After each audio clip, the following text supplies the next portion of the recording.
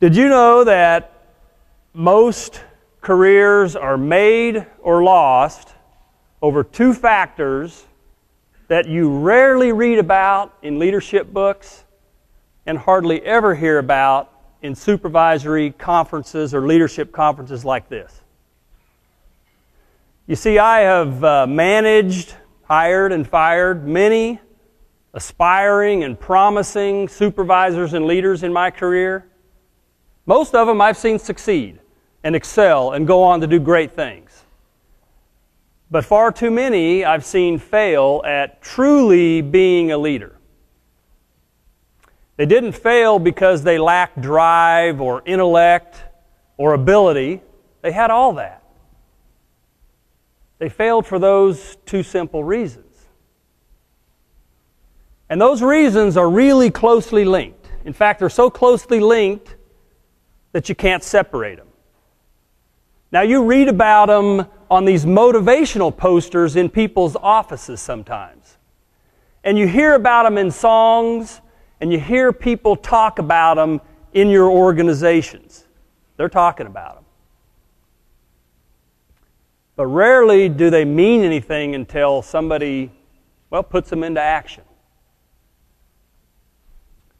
Those two factors that will determine your success or failure as a leader and as a supervisor here at Westar or anywhere else are growth and respect. Growth and respect. Imagine the leader that you greatly admire. Think about that person. I'll bet it's somebody who is continuously growing and getting better, and it's somebody that probably gets a lot of respect. Respect. We talked about that today. We all understand the importance of it as a leader. But how do you get it? And how do you risk losing it? I see leaders all the time that, they go for popularity instead of respect. And in reality, they get neither. I also see leaders that have sort of made their way into supervision and they're so content and so happy to be in that job, or maybe they've been in that job for 10 years or more, and they become stagnated. They stop growing.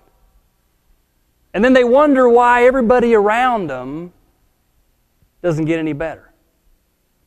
See, you as a leader, you set the bar for growth.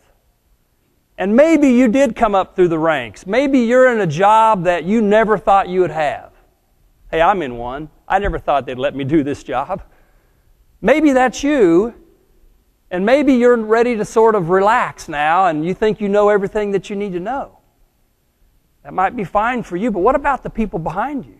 They're still growing and learning, and you set the bar for the level of learning that they'll take.